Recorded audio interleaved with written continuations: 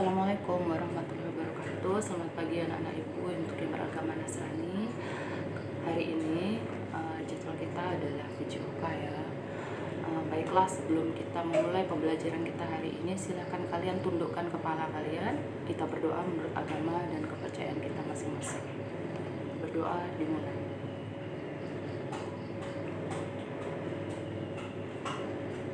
Selesai. Tujuan pembelajaran yang ingin Ibu capai pada hari ini adalah kalian bisa menjelaskan pemeliharaan kebersihan alat reproduksi. Kemudian kalian bisa menyebutkan penyakit-penyakit yang menyerang organ alat reproduksi. Dan kalian juga bisa menyebutkan bagaimana caranya memelihara kebersihan alat reproduksi ya. Nah, sebelum kita masuk ke pembelajarannya, di pertemuan sebelumnya kita sudah belajar tentang menjaga alat kesehatan reproduksi saat pubertas. Nah, seperti berkaitan antara PJOK dengan tema itu berkaitan. Jadi di tema kan ada pelajaran tentang menjaga kesehatan alat reproduksi. Nah, di sini juga ada. Jadi seperti yang kita ketahui, ketika kita sedang masa pubertas itu keringat kita berlebih ya, jadi kita perlu menjaga kesehatan kita. Nah, di sini alat reproduksi ini untuk pria dan wanita itu kan berbeda ya, tetapi cara memeliharanya ada perbedaannya sedikit, tapi hampir 80%-nya sama. Nah, sekarang kita bahasnya manfaat dulu. Manfaat menjaga kebersihan alat reproduksi ya. Yang pertama, kalau kita menjaga kebersihan alat reproduksi kita, yang jelas satu, alat reproduksi kita bersih. Kalau namanya bersih berarti kita terhindar dari penyakit ya. Jadi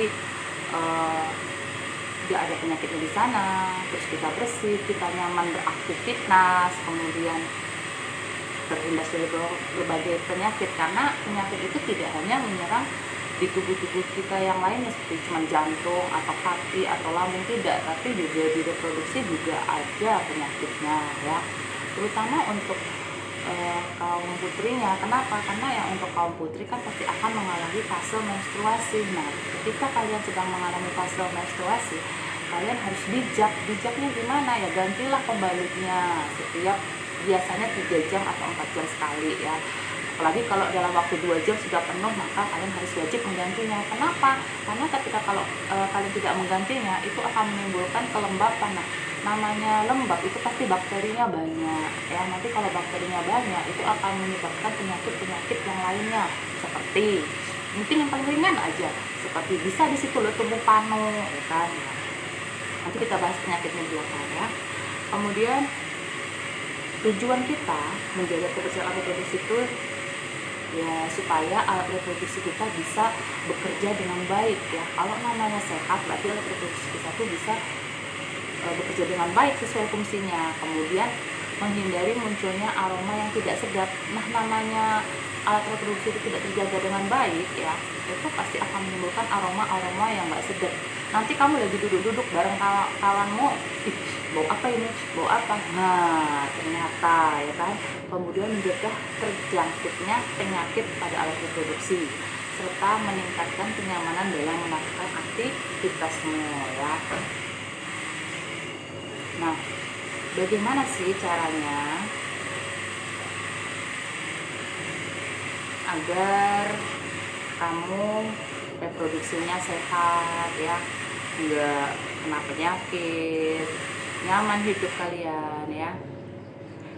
Nah, apalagi sekarang sedang di era COVID ya, kita sedang dalam wabah COVID seperti ini, kita aja mewajibkan untuk cuci tangan. Jadi sebenarnya sebaiknya sebelum kalian masuk kamar mandi, kalian mau buang air kecil ataupun kalian mau buang air besar ataupun kalian mau mandi ya, jadi cuci tangan dulu, cuci tangan yang bersih, kemudian kalian baru boleh pipis ya, baru boleh buang air kecil atau buang air besar. Nah, nanti kalau udah selesai ya cuci tangan lagi ya. Sebenarnya sepatutnya seperti itu. Kemudian ketika kalian sudah membuang yang kedua, kalau kalian sudah buang air kecil ya dibilas, jangan terus habis buang air kecil ya udah gitu, enggak. Jadi bilas, alat reproduksinya dibilas dengan air yang mengalir, arahnya dari depan ke belakang ya. Terus setelah itu kalian lap dengan handuk atau tisu. Jadi mulai sekarang sebaiknya kalian tuh sediakan handuk khusus untuk mengelap alat reproduksi kalian. Sebenarnya kalau kalian mau betul-betul bersih, handuk itu enggak satu untuk semua, tapi handuk itu satu untuk wajah, satunya lagi untuk badan, satunya lagi untuk organ reproduksi kalian.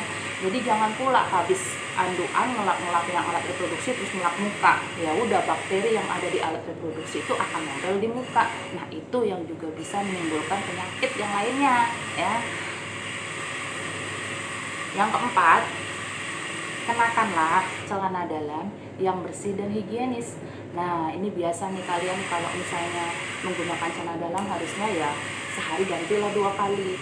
Jangan kalian pagi dipakai, sore dipakai ya. Jangan.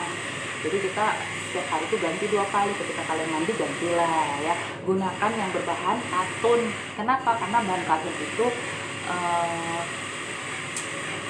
menyerap keringat ya, karena dia terbuat dari kapas, jadi dia menyerap keringat. Kalau kamu menggunakannya bahan yang lain ya, dia nggak menyerap keringat, ujung-ujungnya nanti bakterinya banyak.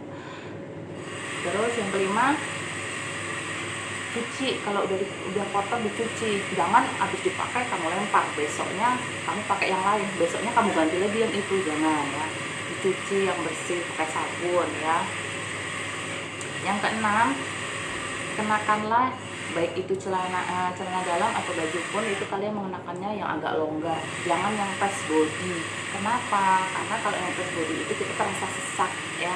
Terus organ reproduksi pun kalau kamu pakai celana dalamnya itu yang ketat-ketat gitu ya, itu nanti dia terasanya kayak mana ya, nggak nyaman. Terus ketika dia berkeringat pun jadi lebih menempel ya, jadinya bakterinya langsung plok nempel ya. Kalau nempel di dalam, kalau dia bisa masuk ke dalam, nah itu yang bahaya. Kemudian biasakanlah buang air di toilet atau kamar mandi. Nah ini yang sering nih kaum lelaki, ini kaum pria ini sering kali nih kalau kencing sembarangan di balik pohon, di semak-semak. Nah kalau tibanya di semak-semak ada ulat bulu nempel, ayo apa yang terjadi? Itu contoh hanya ulat loh. Lah kalau misalnya di tanaman itu kan tidak menutup kemungkinan ada bakteri, ada apa, nah nempel di situ. Nah bahaya kan?